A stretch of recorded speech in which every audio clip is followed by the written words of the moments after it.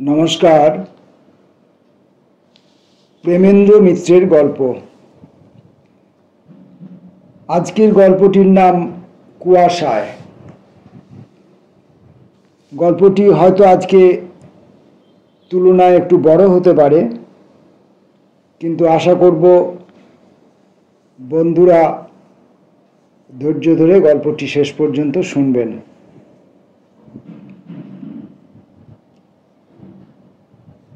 Harrison road ও আমহাউস স্ট্রিটের মোড়ে নেমে অত্যন্ত বাঁকা চোরা কটি গলিপথ পার হয়ে হঠাৎ একটি ছোট্ট রেলিং ঘেরা জমি কোনোদিন কেউ হয়তো আবিষ্কার করতে পারে, অনেকে করেছেও। আবিষ্কার কথাটার ব্যবহার এখানে নিরর্থক নয়, কারণ অত্যন্ত কুটিল গোলক ধাঁধায় ঘোরাবার পর ক্লান্ত পথিকের কাছে ঠিক আবিষ্কারের বিস্ময় নিয়েই এই সামান্য জমিটুকু দেখা দেয়। পুরানো নোনাধরা ইটের মান্ধাতার আমলের তৈরি বাড়িগুলি এই সামান্য রুগ্ন ঘাসের শয্যাটিকে কারাগারের প্রাচীরের মতো ঘিরে আছে। দেখলে কেমন মায়া হয়। ওর ঘাসগুলির বিবর্ণতায় যেন পৃথিবীর দিগন্ত বিস্তৃত প্রান্তরগুলির বিচ্ছেদের কান্না আছে।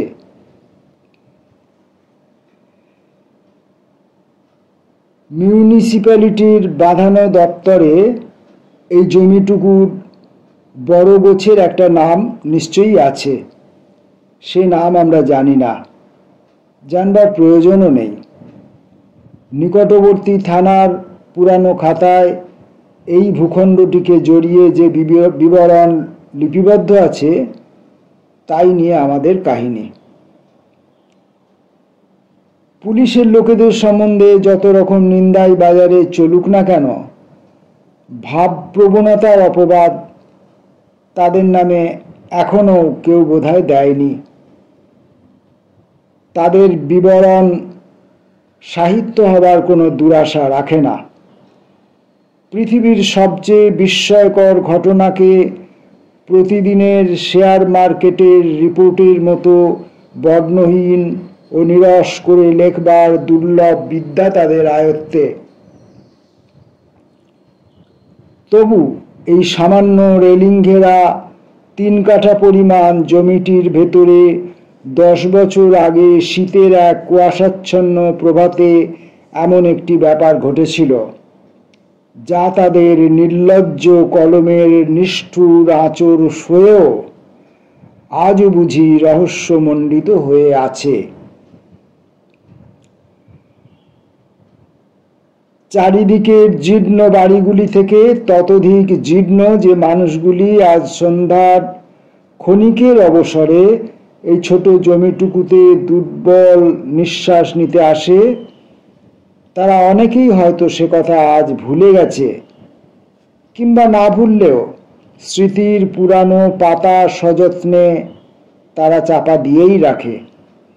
উল্টে দেখবার ইচ্ছা বা অবসর কিছুই তাদের নেই।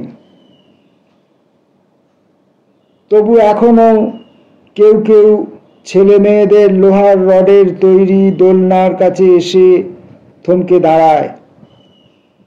10 বৎসর আগের একটি প্রভাতের কথা ভেবে হয়তো শিউরেও ওঠে। প্রভাত সূর্যের আলো সেদিন তখনও ওই জমিটুকুর ঘন ধোঁয়াটে কুয়াশাকে তরল করবার সুযোগ পায়নি। সেই অস্পষ্ট দেখা গিয়েছিল ছেলেদের দোলনার ওপরকার দণ্ড থেকে কণ্ঠে মলিন দোরকা জড়ানো একটি নারীর মৃতদেহ ঝুলছে। মেয়েটি কিশোরী নয়, কিন্তু পূর্ণ যৌবনাও তাকে বুঝি বলা চলে না।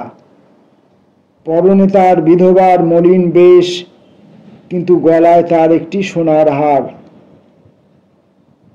তা থেকে ও তার মুখ দেখে ভদ্র গৃহস্থ পরিবারের সঙ্গে তার সম্পর্ক অনুমান করা কঠিন নয়।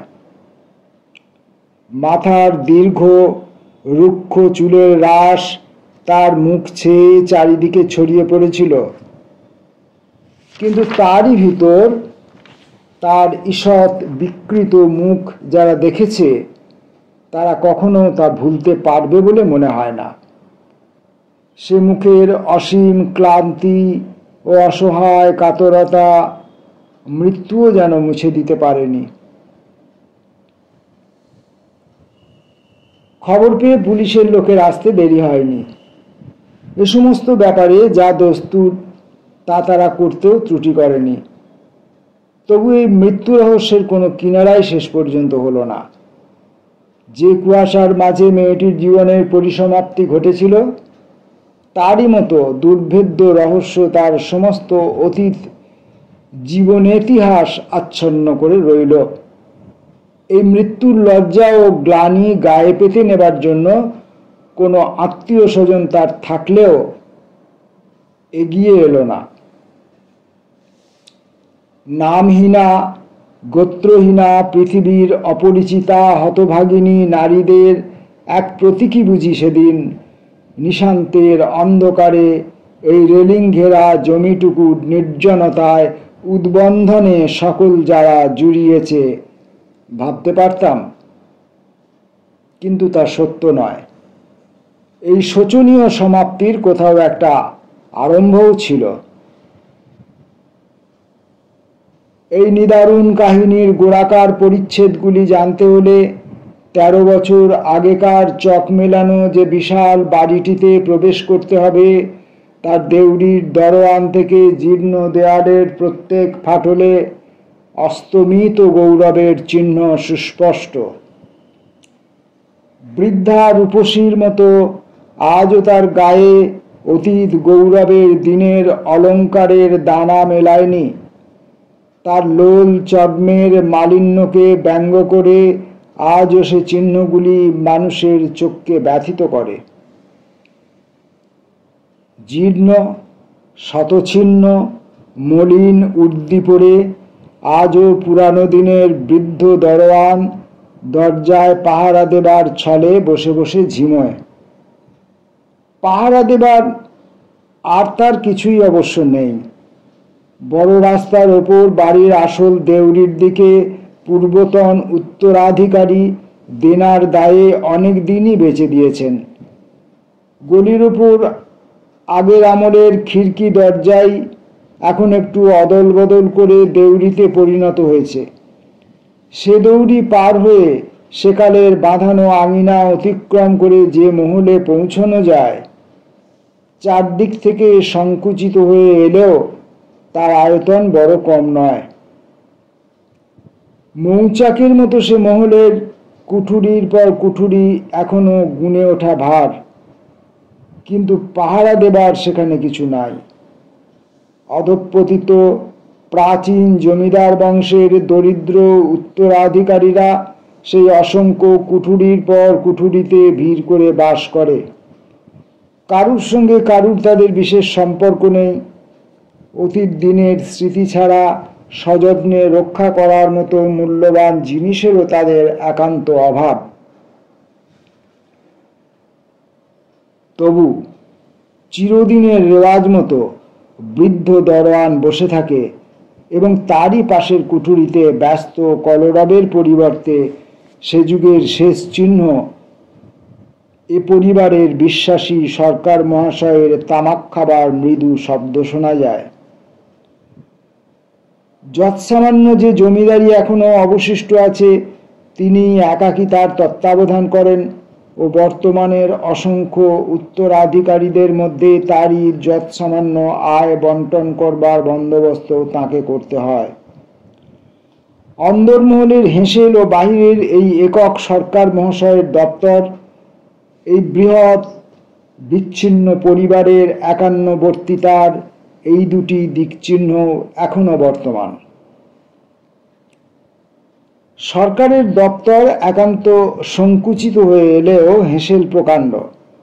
পূর্বতন কর্তার উইলের নির্দেশ মতে জমিদারির আয়েই তা চলে। বিরাট মহলের সমস্ত কুঠুরির অধিবাসীদের দুবেলা এখন শুধু তার সঙ্গে আহারের সম্পর্কটুকু আছে, কিন্তু সে সম্পর্কের গুরুত্ব বড় কম নয়। তিনটি বড় উনুন দিবারাত্র সেখানে নিভতে পারে না। মোক্ষদা ঠাকরুন দাঁতে গুল দিতে দিতে চরকির মতো রাত দিন ঘুরে বেড়ান। হাগা রামের মা, এই কি চাল ধোবার ছিঁড়ি? এককাল কলে বসিয়েই তুলে এনেছো বুঝি? তারপর আর এক পাক ঘুরে এসে বললেন, না, যার জন্ম তুই আর রাখতে দিবি না বিন্দি, ওটা যে আঁশ বটিলা। নিরিমিষি হেসেলের কুটনোগুলো কুটলি ওতে? তোর আক্কেল কবে হবে বলতে পারিস? পিছন দিকে ঘুরে বলেন, তবেই হয়েছে মা, তোমার মতো নির্বীরে লোককে কুটনো করতে দিলেই এ বাড়ির লোক খেতে পেয়েছে। আজ সন্ধ্যের আগে আর রান্না নাববে না। মেয়েটি লজ্জিত হয়ে আরো দ্রুত হাত চালাবার চেষ্টা করে। মোক্ষদা ঠাকুর আবার বলেন, তোমার নামটা আবার ভুলেই গেলাম ছাই। মেয়েটি মাথা নিচু করে মৃদু কণ্ঠে বললে, সরমা। হ্যাঁ হ্যাঁ, সরমা। আমার ভাগ্নে বইয়ের নামও যে ওই। ঠিক তোমার মতো নামে চেহারায় হুবহু কি এক হতে হয় মা? রূপে গুণে কি বলবো, একেবারে লক্ষ্মী ঠাকরুনটি ছিল।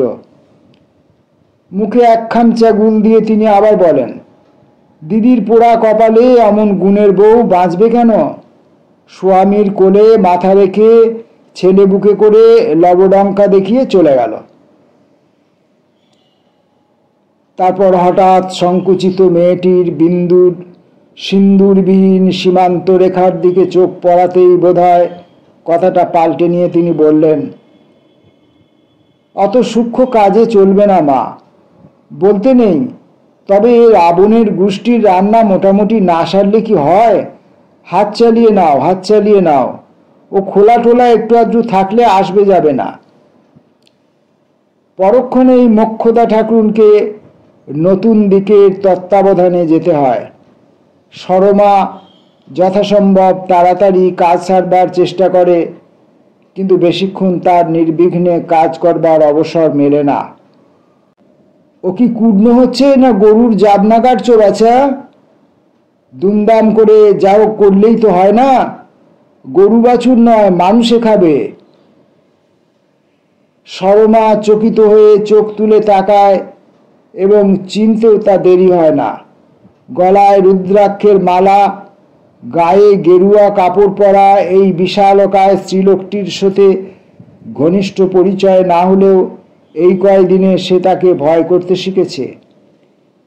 ক্ষান্ত পিসি বলে তিনি সাধারণত পরিচিত, কিন্তু হেঁসেলের মেয়েরা গোপনে বলে সেপাই, এবং বোধহয় অন্যায় করে না।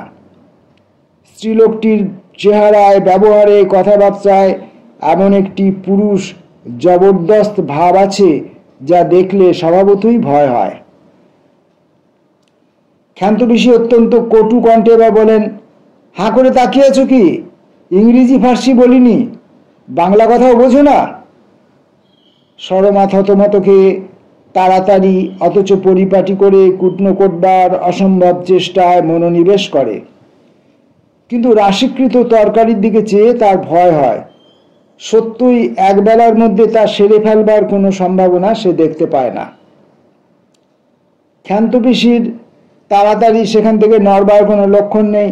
অনেকক্ষণ ধরে ভ্রু কুঞ্চিত করে তাকে বিশেষভাবে নিরীক্ষণ করে হঠাৎ তিনি বলেন, তুমি আমাদের ফটকের বউ নাগা? কথাটা বুঝতে না পেরে সরমা অবাক হয়ে মুখ তুলে চায়। তার মৃত স্বামীর নাম সে জানে, কিন্তু তা ফটকে নয়। ক্ষান্ত পিসি তার বিস্ময় দেখে অত্যন্ত বিরক্ত হয়ে বলেন, আকাশ থেকে পড়লে কেন বাছা? চোখের মাথা তো খাইনি যে একবার দেখলে চিনতে পারবে না। সেই তো ধুলো পায়ে ফিরে এসে ফটকে আর মাথা তুললে না, এক রাত্রে কাবার। তারই বউ না তুমি? এবার সরমা মাথা নিচু করে থাকে। এ বাড়িতে তারই মতো আরো এক হতভাগিনীর জীবনে ঠিক একই ঘটনা ঘটেছে, বিশ্বাসযোগ্য নয়। বিয়ে যখন তার হয়েছে তখন সে 13 বছরের বালিকা মাত্র, এবং তখনকার দুর্দিনের পরিচয়ে স্বামীর সকল সংবাদ তার জানবার কথাও নয়। তবু এ বাড়িতে তার স্বামীর ডাকনাম যে ওই ছিল, এখন আর তা বুঝতে বাকি থাকে না। ক্ষান্ত পিসি খানিক চুপ করে দাঁড়িয়ে থেকে অত্যন্ত নিষ্ঠুরভাবে বলেন, কি কপাল করেই এসেছিল বাছা, ফটকের মার সংসারটা ছাড়খাড় হয়ে গেল। তার ভাগ্য সম্বন্ধে এই উপাদেয় মন্তব্যগুলি সরমাকে আর কতক্ষণ সহ্য করতে হতো বলা যায় না, কিন্তু মোক্ষদা ঠাকুরুন হঠাৎ ফিরে আসায় সে রেহাই পায়।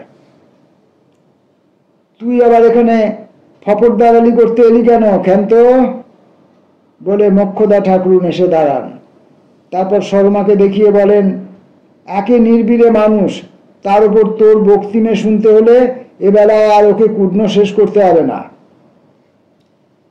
বাড়ির মধ্যে এই এক মোক্ষদা ঠাকুরুনের সামনেই ক্ষান্ত পিসির সব আস্ফালন শান্ত হয়ে যায়।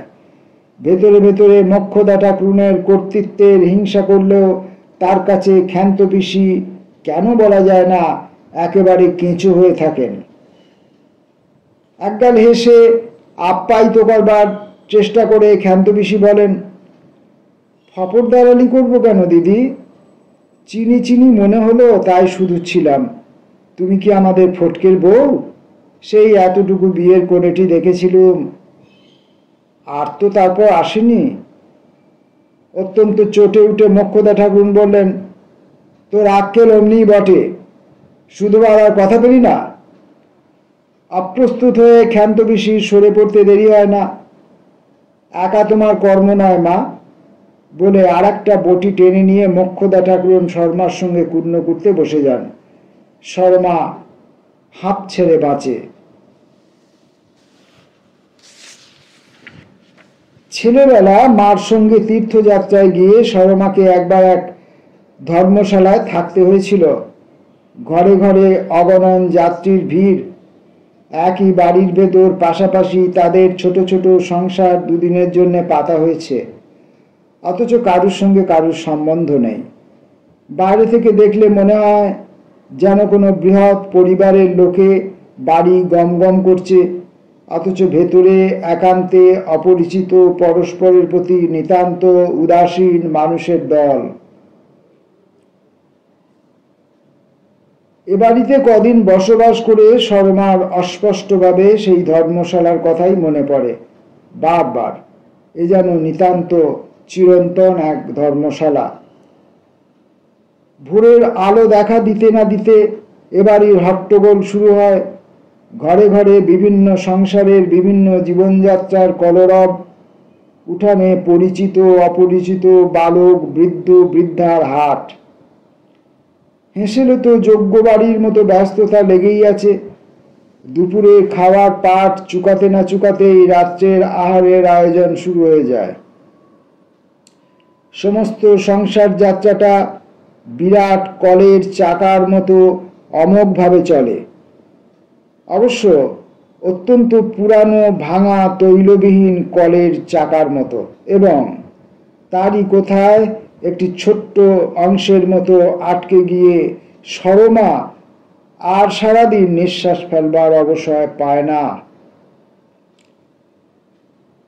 গভীর রাত্রে সমস্ত কাজ শেষ করে মোক্ষদা ঠাকুরনের সঙ্গে নীরবে ছোট একটি কুঠুরিতে যখন মলিন একটি শয্যায় সে শুতে যায়, তখন ক্লান্তিতে তার চোখের পাতা জড়িয়ে এসেছে। নিজের মনের সঙ্গে দুদণ্ড মুখোমুখি হয়ে বসবার তার আর উৎসাহ বা অবসর কিছুই নেই। তবু শর্মার দিন ভালোই কাটে। অন্তত দুঃখ করবার কিছু আছে এ কথা কোনোদিন তার মনে হয়নি। বিধবা হবার কবছর পর তার বাপের বাড়িতে কেটেছে। বাপ মা মারা যাবার পর ভাইয়ের গলগ্রহ বলেই তাকে যে শ্বশুর বাড়িতে নামিয়ে দিয়ে গেছে একথা সে জানে, এবং তার জন্য তার কোনো ক্ষোভ নেই। সিঁথির সিঁদুর মুছলে বধূ ও কন্যারা হেসেলে আশ্রয় পায়, এই এ বাড়ির সনাতন নিয়ম। সে নিয়ম অনুসারেই শ্বশুর বাড়িতে পা দেবা মাত্র রন্ধনশালার বিরাট চক্রে সে জড়িয়ে গেছে, এবং পরিশ্রম এখানে যতই থাক সে চক্রের সঙ্গে আবর্তনে দিন ও রাত্রি যে তার নিশ্চিন্তভাবে পার হয়ে যায়, এটাই তার পরম শান্তি। হেসেলের বাঁধা জীবনযাত্রাতেও বৈচিত্র্যের একেবারে অভাব আছে বলা যায় না। দোতলার পূর্ব দিকের কোণের ঘরের বউটি ভারী মিশুক। সকাল হতে না হতে একটা বাটিতে খানিকটা বার্লি গুলে নিয়ে এসে বলে, দাও তো ভাই উনুনে একটু তাতিয়ে, ছেলেটার রাত থেকে জ্বর। সরমা তাড়াতাড়ি বার্লি ফুটিয়ে এনে দেয়। বউটি যাবার সময় বলে, দুপুরে পারো তো একটু যেও না ভাই, একটু কথা আছে। সরমা ঘাড় নেড়ে জানায়, যাব।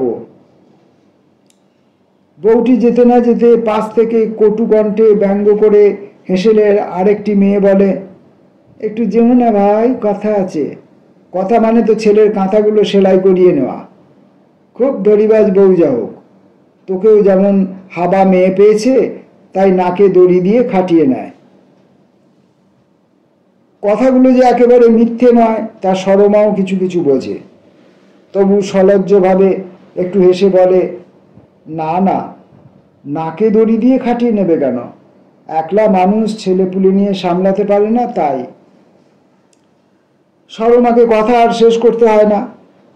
নলিনী খরখর করে বলে ওঠে, আমার ঘাট হয়েছে গো, ঘাট হয়েছে, আর তোমায় কিছু বলবো না। তোমার এত দয়া মায়ার গতর থাকে তো করবে যাও না, আর যাওয়াই ঝকমারি। তারপর রাগে গড়গড় করতে করতে নলিনী চলে যায়।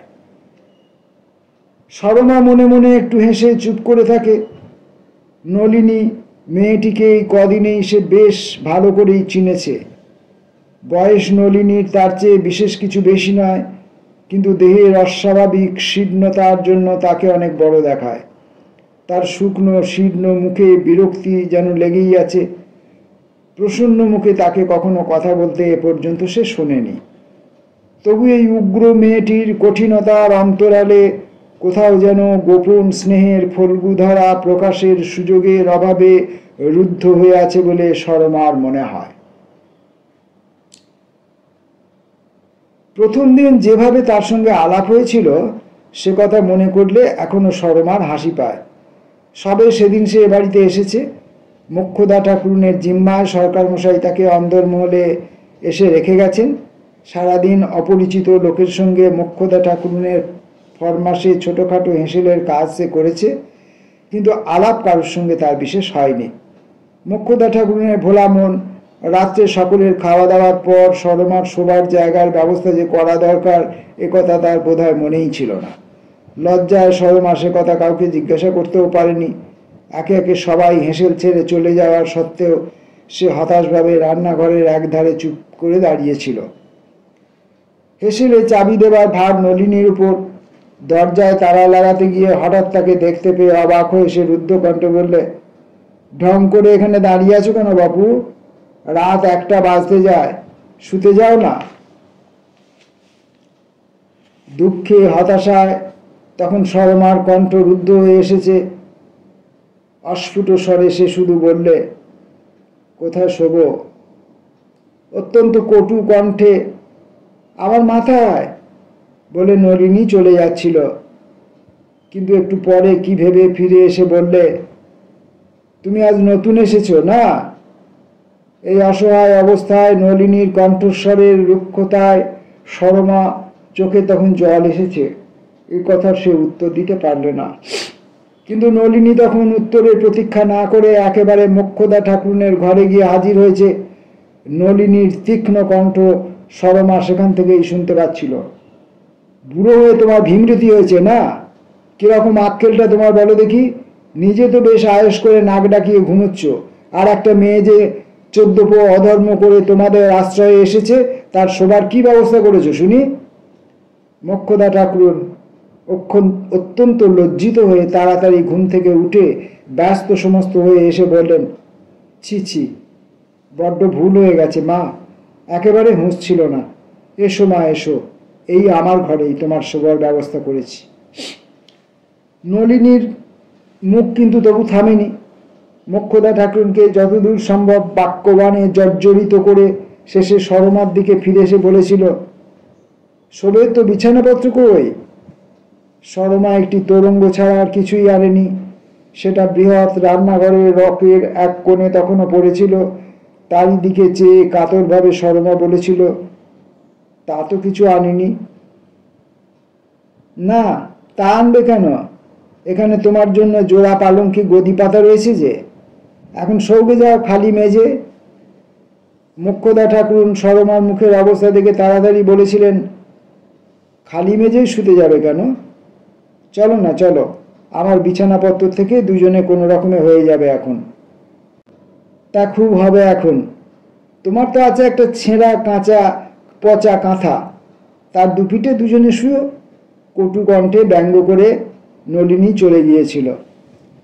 কিন্তু খানিকক্ষণ বাদেই মোক্ষদা ঠাকুরের ঘরে ঢুকে সজোরে একটা চাদর সমেত তোষক বালিশ আছড়ে ফেলে নলিনী বলেছিল, না গো নাও, এখন শ্রীঅঙ্গ ছড়াও, রাত দুপুরে যত হাঙ্গামা।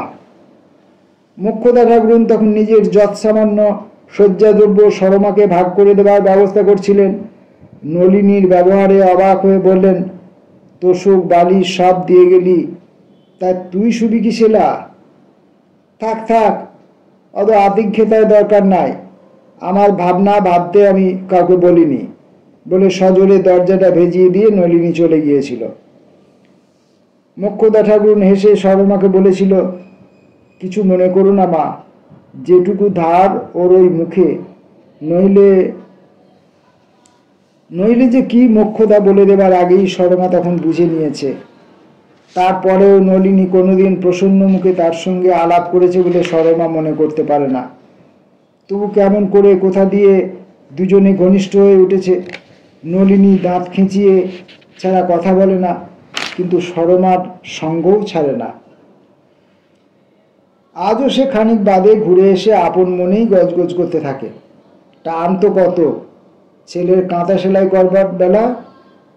এই একটা কথা আছে ভাই, ঘরদোরগুলো সাফ করিয়ে নেবার বেলা। তুই ভাই ঘর গুছোতে বড় ভালো পারিস, কই বাপের বাড়ি থেকে তত্ত্ব আসার দিন তো ভুলেও একবার ডাকলো না। সরমা এবার হেসে বলে, তুমি এবার হাসালে নলিনীদি, বাপের তত্ত্ব এলে আমায় ডাকবে কেন?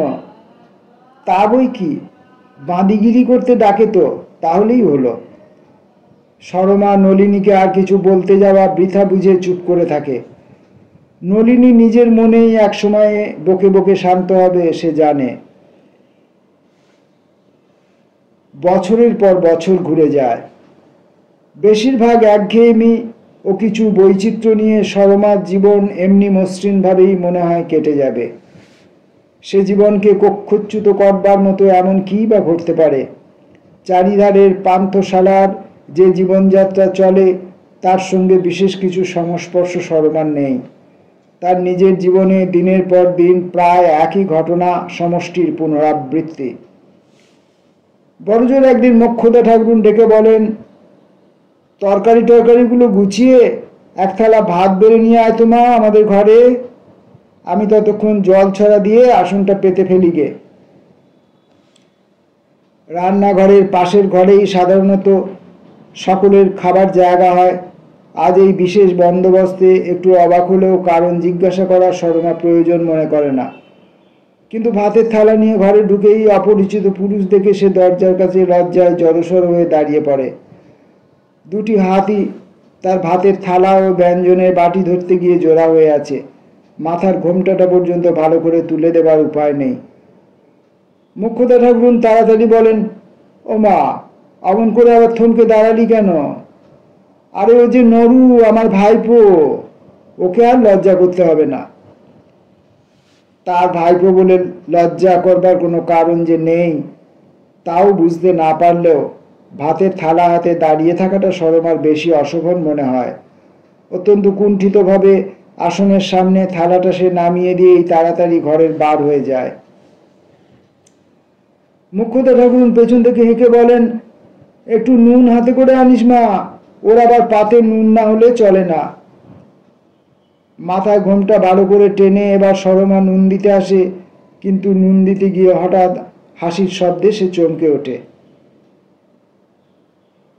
তোমরা কি আমায় নোনা ইলিশ করে তুলতে চাও পিসিমা? মোক্ষদা ঠাকুরুন তাড়াতাড়ি এসে হেসে বলেন, দেখেছো বেটির বুদ্ধি, নুন দিতে বলেছি বলে কি শেরখানেক নুন দিতে হয় পাগলি? অত নুন মানুষে খেতে পারে? লজ্জায় সরমা জড়সড় হয়ে দাঁড়িয়ে থাকে। মোক্ষদা ঠাকুরুনের ভাইপো নরু অর্থাৎ নরেন বলে, এ বাটিটা তুলে নিয়ে যেতে বলো পিসিমা, দরকার হবে না। পিসিমা ব্যস্ত হয়ে ওঠেন, সে কি রে, ও যে মাছের তরকারি, তোর ওইসব বাই আছে বলে জ্যান্ত পুকুরের মাছ কিনে আনিয়ে রেঁধেছি যে, জ্যান্ত মরা কোনো মাছই যে খাইনে আর। মোক্ষদা ঠাকুরুন অত্যন্ত ক্ষুণ্ণ হয়ে অনুযোগ করে বলতে শুরু করেন, এসব বিদঘুটে বুদ্ধি আবার কবে থেকে হয়েছে? এই বয়সে মাছ ছেড়ে দিলে কোন দুঃখে? নরেন হেসে বললে, মাছ খাই না বলে হাহুতাশ না করে নিরামিষ তরকারি আর একটু বেশি করে আনতে বলো পিসিমা। পাড়া গেঁয়ে মানুষ, লজ্জার মাথা খেয়েও সহজে পেট ভরে না। কথা ছিঁড়ি দেখেছ? বলে হেসে মোক্ষদা ঠাকুরুন সরমাকে তরকারি আনতে ইঙ্গিত করেন। নরেন একটু গলা চড়িয়ে বলে, তা বলে নুনের মাপে যেন তরকারি না আসে।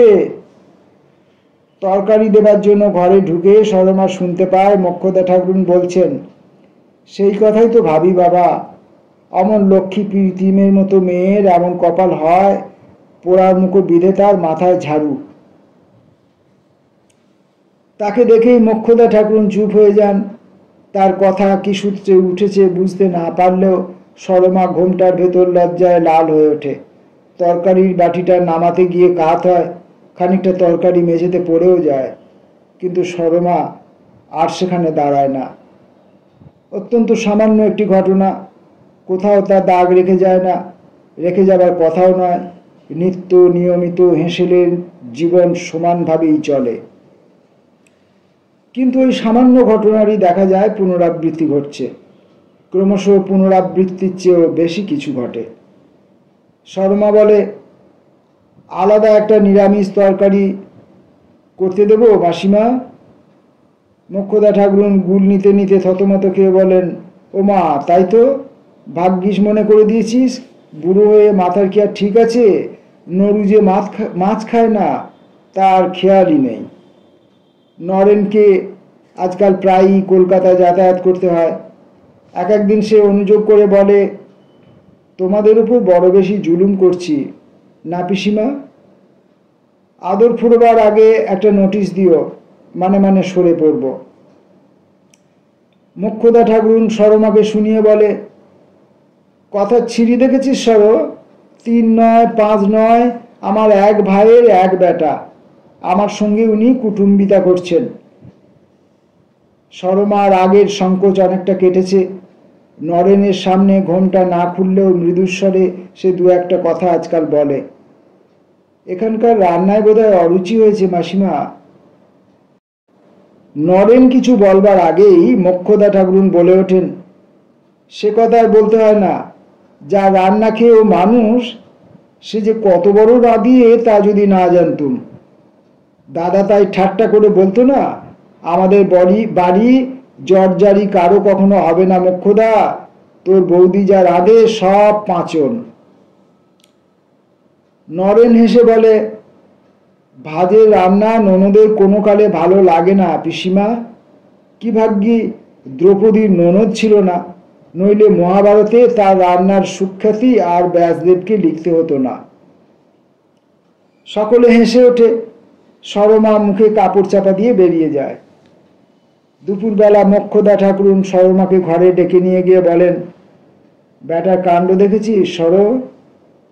কাণ্ড দেখে সরমা যতটা অবাক হয়, কেন বলা যায় না লজ্জিত হয় তার চেয়েও বেশি। দুখানি গরদের থান, নরেন দুজনের জন্য কিনে রেখেছে। মোক্ষদা ঠাকুরুন বলেন, কখন চুপি চুপি রেখে ফালিয়েছে, জানতেই কি পেরেছি ছাই। কিন্তু তা বলে মোক্ষদা ঠাকুরুন অসন্তুষ্ট হয়েছেন বলে মনে হয় না। প্রথমে বলেন বটে, পয়সা করি ওরা খোলামকুচি মনে করে, জানিস সর, নেহাত যদি কিছু দিতেই ইচ্ছে হয়েছিল একটা সুতির থান দিলেই তো পারতিস বাবু, এই গরদ কিনতে যাওয়ার তোর দরকার। কিন্তু তারপরেই তার মুখে হাসি দেখা দেয়। তা হোক, ছেদ্দা করে দিয়েছে, পড়িস বাপু, বিধবা মানুষ, পুজো আচ্ছার জন্যে একটা শুদ্ধ বস্তুর থাকা দরকার। আমার পুরানোখানা তো ধোবার জালি হয়েছিল, নিজের কি আর কেনবার ক্ষমতা আছে? ভাগ্যিস নরু দিলে, এখন পড়ে বাঁচব। হাত পেতে গরদের থানটি সরমাকে নিতে হয়, কিন্তু সঙ্গে সঙ্গে লজ্জায় তার মুখ রাঙা হয়ে ওঠে। মনে মনে নরেনের ব্যবহারে কেমন যেন একটু অস্বস্তি সে অনুভব করে। নিজের পিসিমাকে গরদের থান প্রণামী দিতে চায় সে দিক, কিন্তু তার সঙ্গে সরমাকেও এমন বিব্রত করা কেন? এ দান প্রত্যাখ্যানও করা যায় না, কিন্তু নিতেও যে তার বাঁধে। কিন্তু মোক্ষদা ঠাকুরুনের এসবের দিকে দৃষ্টি নেই। নিজের খুশিতেই মত্ত হয়ে তিনি বলে ওঠেন, পড় না মা একবার দেখি। সরমার কোনো আপত্তি তার কাছে টেকে না। সেইখানেই তাকে গরদের কাপড়খানি মোক্ষদা ঠাকুরুন পরিয়ে ছাড়েন। তারপর ধীরে যা ঘটে তার সমস্ত ইতিহাস বর্ণনা করা কঠিন। ভাগ্যের অভিশাপে একান্ত প্রতিকূল আবেষ্টনের মধ্যে যে বীজ চিরদিন নিজের মধ্যে সুপ্ত থাকতে পারত, তাই দেখা যায় একদিন কোথাকার একটু ইঙ্গিতে ও আশ্বাসে হঠাৎ পল্লবিত হয়ে উঠেছে। সরমাকেই বা কি দোষ দেব? স্বামীকে সে চেনবার অবসর পর্যন্ত পায়নি। তার জীবনে প্রথম যে পুরুষ সমবেদনা ও সহানুভূতির ভেতর দিয়ে যৌবনের অপরূপ রহস্য মণ্ডিত হয়ে দেখা দিলে, সে নরেন। মোক্ষদা ঠাকুরুন বললেন, পর্তমা কি লিখেছে? সরমা পড়তে গিয়ে বারে বারে বেঁধে যায়। চিঠির খানিকটা পড়ার পর সরমাকে থামতে দেখে মোক্ষদা ঠাকুরুন বলেন, আর কিছু লেখেনি? সরমা চুপ করে থাকে। আর যা নরেন লিখেছে তা এমন কিছু অসাধারণ নয়, তবু সরমার মুখ দিয়ে তা বেরোতে চায় না। কিন্তু মোক্ষদা ঠাকুরুনের জিজ্ঞাসু প্রশ্নের উত্তরে তাকে শেষ পর্যন্ত পড়তেই হয়। নরেন লিখেছে, তোমাকে প্রণাম জানাবার সঙ্গে সঙ্গে তোমার পাতানো বঞ্জিকে আশীর্বাদ করবার লোভটুকু কোনো রকমে সামনে নিলাম পিসিমা। আশীর্বাদ করবার কী বা আছে? সারা জীবন তোমাদের ওই হেঁসেলের আগুনে শুকিয়ে শুকিয়ে মরবার চেয়ে বড় সৌভাগ্য যার জন্য কল্পনা করতে পারিনে, তাকে আশীর্বাদ করার চেয়ে নিষ্ঠুর পরিহাস আর কিছু হতে পারে না। মোক্ষদা ঠাকুরুন, কেন বলা যায় না, হঠাৎ মুখ ফিরিয়ে নেন। সরমার সমস্ত বুকের ভেতরটা কেমন যেন অমন মোচড় দিয়ে ওঠে, সে ভালো করে বুঝতে পারে না। কিন্তু সর্বনাশ যা হবার তা হতে তখন আর বাকি নেই। নিজের জীবনের নিরবিচ্ছিন্ন ঊষরতার সুখী না হলেও দুঃখ করবার যে কিছু আছে একথা সরমা এতদিন জানবার অবসর পায়নি। হঠাৎ নরেন তাকে জীবনের গভীরতম দুঃখের সঙ্গে মুখোমুখি দাঁড় করিয়ে দেয়। সরমা নিজের প্রতি সমবেদনা করতে শেখে। মরুভূমি হঠাৎ মেঘের চোখ দিয়ে নিজের ব্যর্থতা দেখতে পায়। সরমা নিজেকে সম্বরণ করবার চেষ্টা করেনি এমন নয়। নরেনের চিঠি পড়বার পর তার মনে যে ভাঙন ধরে তা নিবারণ করবার জন্য একবার সে সমস্ত শক্তি প্রয়োগ করেছে। সারাদিন সে এক রাত্রের অস্পষ্টভাবে দেখা স্বামীর মুখ মনে করবার চেষ্টা করে। স্নান করে ভিজে কাপড় তার গায়েই শুকায়। দোতলার বউটির ঘরে গিয়ে নিজে নিজেই সে তার ছেলেপুলের জামা সেলাই করতে বসে। তারপর রাত্রে সরমা স্বামীকে স্বপ্ন দেখে। তার বিছানায় অত্যন্ত কাছে তিনি এসে বসে দাঁড়িয়েছেন। মনে হয় মুখে তার প্রসন্ন হাসি। ধীরে ধীরে সরমার বিছানার ধারে বসে একটি হাতে তিনি সরমাকে জড়িয়ে নত হয়ে তার মুখের উপর ঝুঁকে পড়েন। কিন্তু এ কি, এই যে নরেনের মুখ! সরমা ধর্মর করে জেগে উঠে বসে। সারা রাত সেদিন আর ঘুমাতে সাহস পায় না। অনেক দিন বাদে নরেন আবার এসেছে। পিসিমা উদ্বিগ্ন হয়ে বলে ওঠেন, এই 1 মাসে এমন রোগা হয়েছিস কেন রে? গালের হাড়টার একেবারে ঠেলে উঠেছে যে, ভালো করে খাস না টাস না বোধ হয়।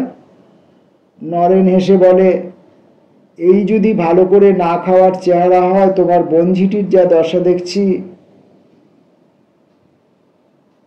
পিসিমা হঠাৎ সরমা সম্বন্ধে সচেতন হয়ে বলেন, হ্যাঁ রে, মেয়েটা যখন এলো কেমন ননির পুতুলের মতো চেহারা, কদিনে যেন শুকিয়ে দড়ি হয়ে গেছে।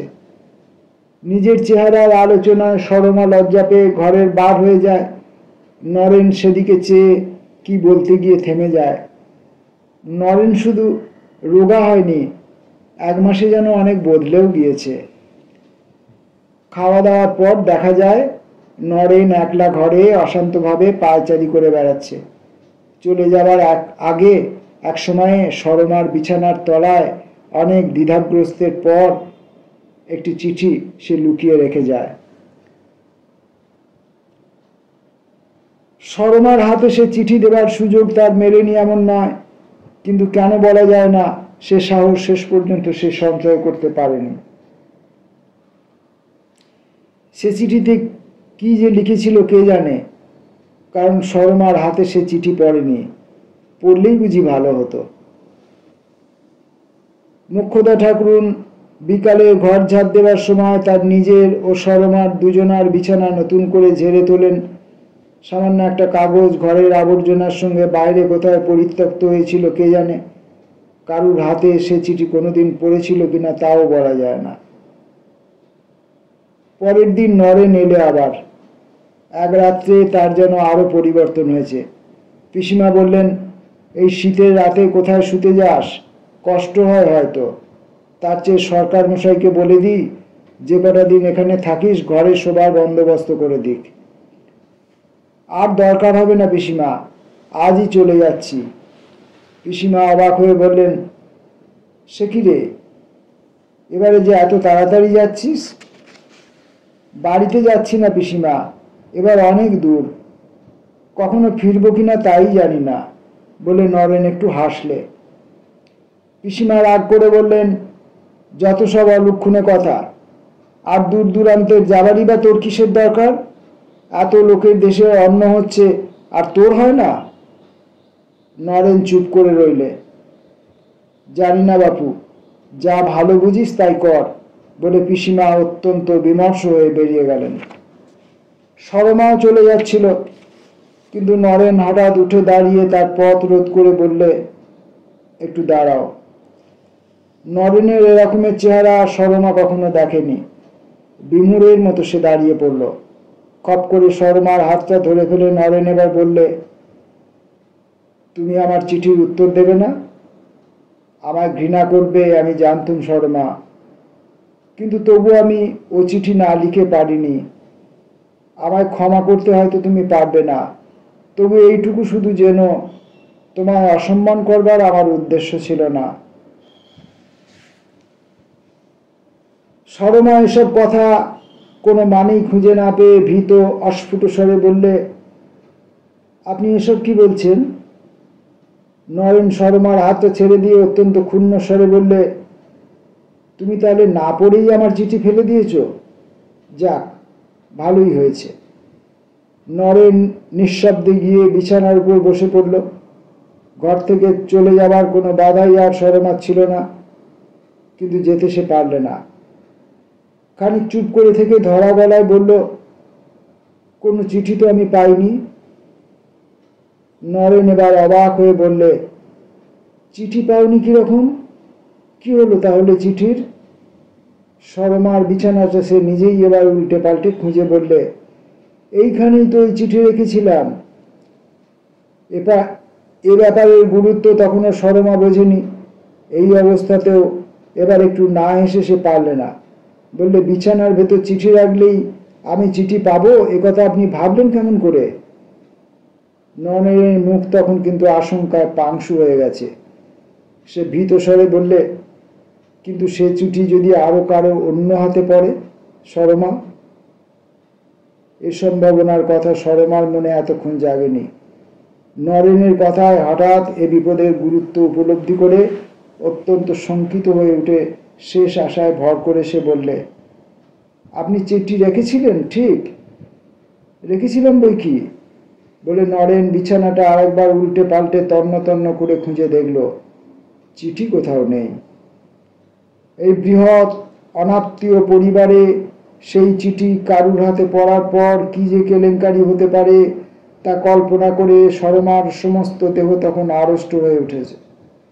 দোষ তার থাক বা না থাক, এতক্ষণে কথাটা কিরকম কুৎসিতভাবে কত লোকের ভেতর জানাজানি হয়ে গেছে কে জানে।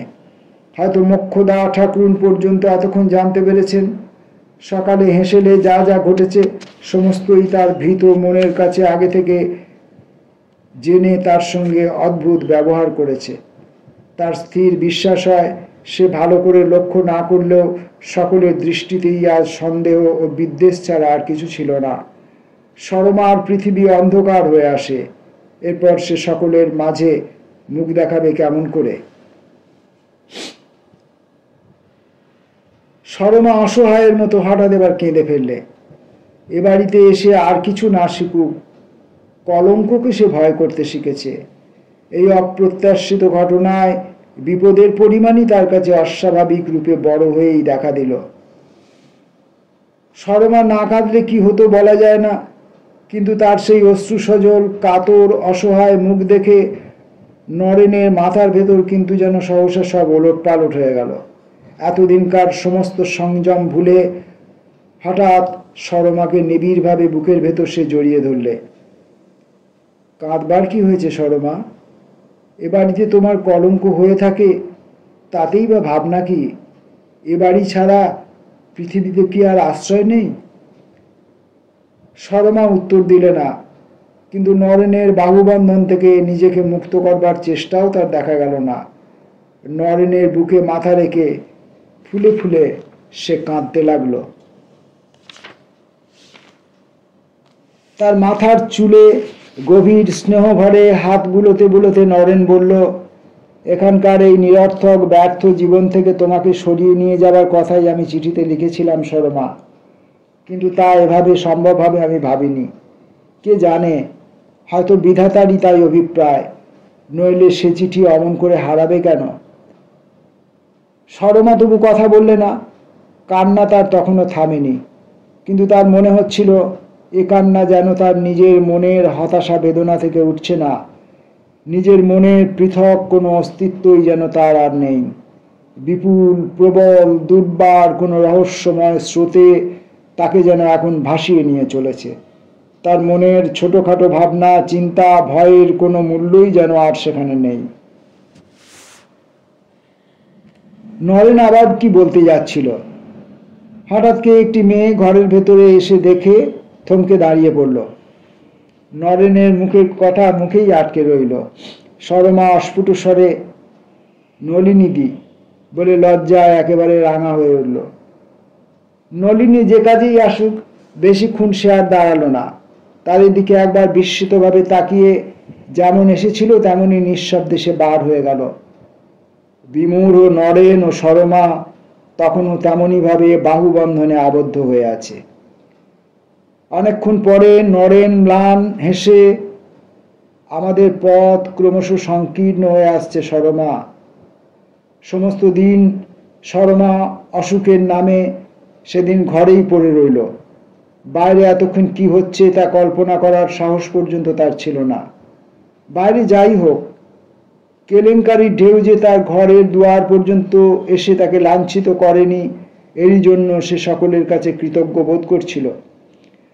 মোক্ষদা ঠাকুরুন একসময় ঘরে এসে তার অসুখের খোঁজ নিয়ে গেছিলেন, কিন্তু তার মুখের দিকে চাইতে পর্যন্ত সরমা সাহস করেনি। তার কুশল প্রশ্নের ভেতর তিরস্কারের ইঙ্গিত না থাকলেও আশ্বস্ত হবারও কিছু পায়নি। নরেনের প্রস্তাব সম্বন্ধে সে বিশেষ কিছু ভেবেছে এমন নয়, তার মনের সমস্ত গতিই যেন রুদ্ধ হয়ে গেছে। আনন্দ বিষাদের কোন লোকে পৌঁছে তার হৃদয় যেন স্তব্ধ হয়ে আছে বলে মনে হয়। শুধু এইটুকু সে জানে, এ বাড়িতে তার বাস করা এখন থেকে অসম্ভব, তাকে যেতেই হবে। সেদিন গভীর রাত্রে দেখা যায় সর্বাঙ্গ বোরখায় জড়িয়ে ছায়ামূর্তির মতো একটি মেয়ে বিরাট জীর্ণ বাড়িটির নির্জন আঙিনা কম্পিত বুকে পার হয়ে চলেছে। অন্দরমহল পার হয়ে বারবাড়ির আঙিনা। শীতের অন্ধকার রাত্রে তার চারিধারে কুঠুরিগুলো বিশাল অতিকায় জীবের মতো ভয়ঙ্কর দেখায়। মেয়েটি সে আঙিনাও পার হয়ে দরজার কাছে এসে থমকে দাঁড়ায়। বৃদ্ধ দরোয়ান পাশে খাটিয়ায় নাক ডাকিয়ে ঘুমোচ্ছে। মেয়েটি নিঃশব্দে দরজা খুলবার চেষ্টা করে, কিন্তু এ কি, দরজায় যে তালা দেওয়া, এ দরজা বন্ধ থাকতে পারে এ কথা সরবার মনে হয়নি। দারুণ হতাশায় তার চোখে জল আসে। হঠাৎ পেছনে কার মৃদু পদশব্দ শুনে তার বুক কেঁপে ওঠে।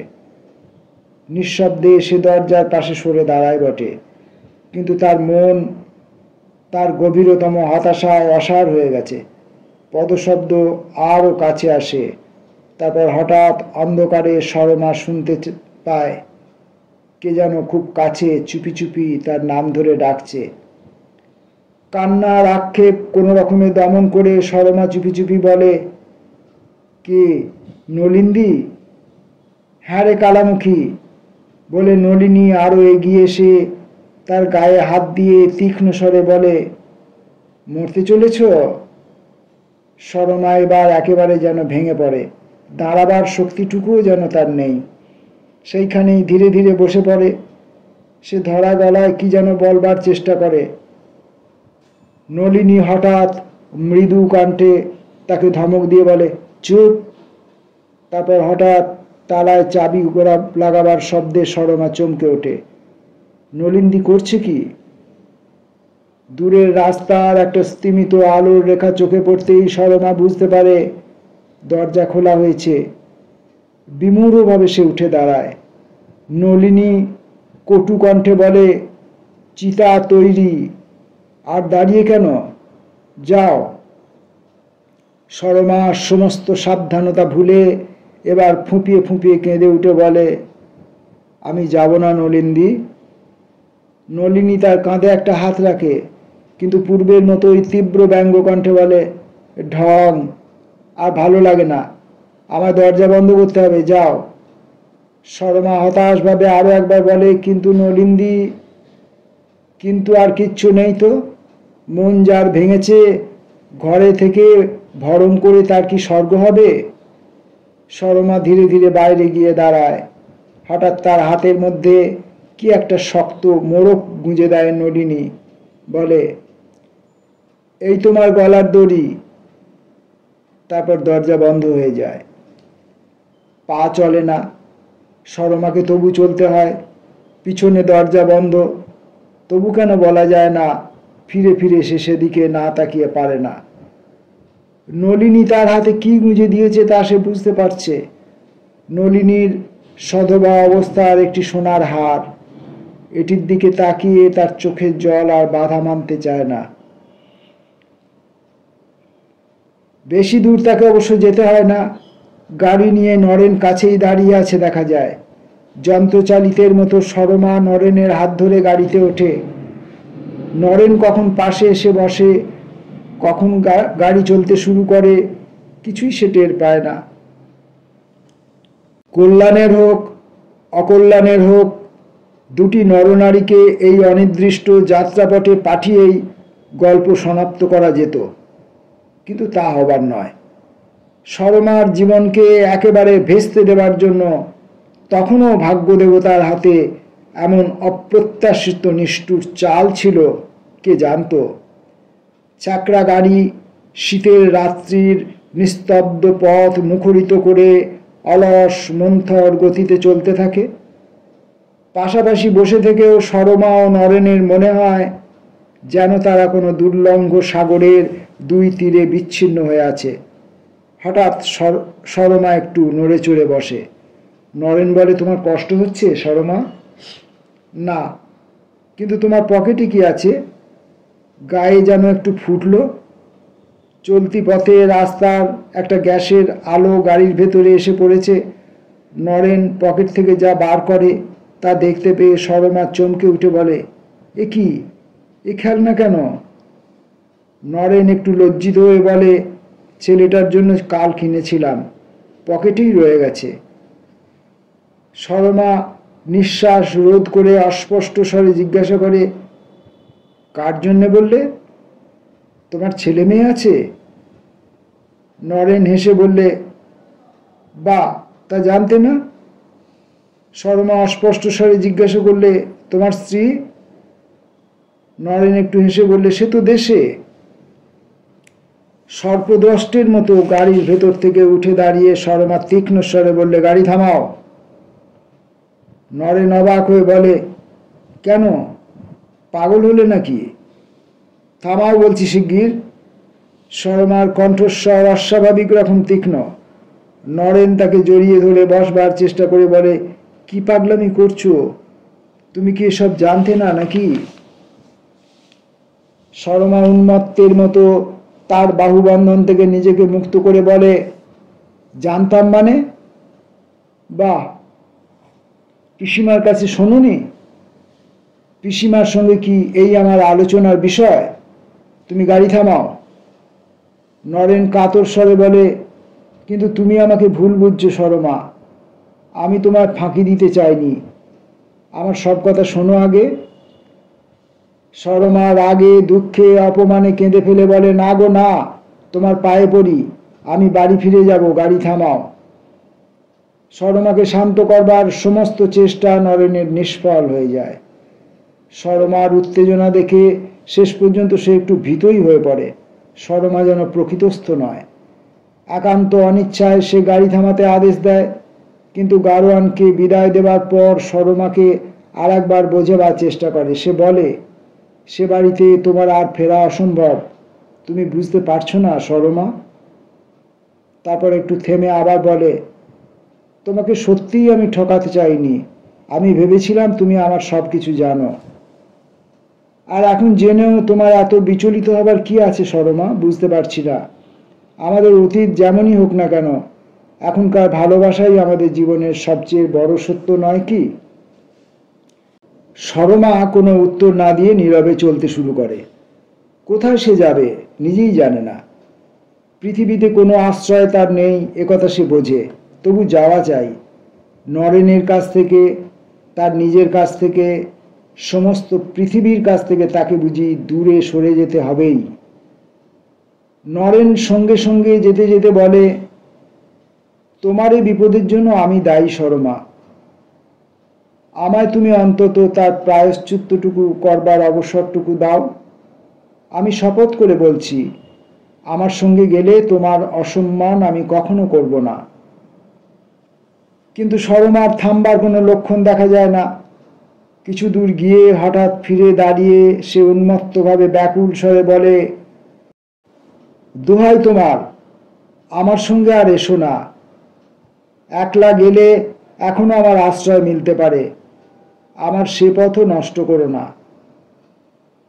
এরপর নরেনের পক্ষে আর সঙ্গে যাওয়া অসম্ভব। তবু আর একবার অপরিচিত পথে গভীর রাত্রে একলা হাঁটার বিপদের কথা সে সরমাকে বোঝাতে চেষ্টা করে, কিন্তু সরমা অটল। পথ সে চেনে, তার সঙ্গে কারো যাবার প্রয়োজন নেই। নরেন আর এগুতে পারে না। ধীরে ধীরে সরমা শীতের রাতের কুয়াশায় অদৃশ্য হয়ে যায়। সেদিন শীতের রাত্রে একটি ক্লান্ত কাতর মেয়ে অর্ধোন্মত্ত অবস্থায় কলকাতার নিস্তব্ধ নির্জন পথে পথে কোথায় যে ঘুরেছিল কেউ তা জানে না।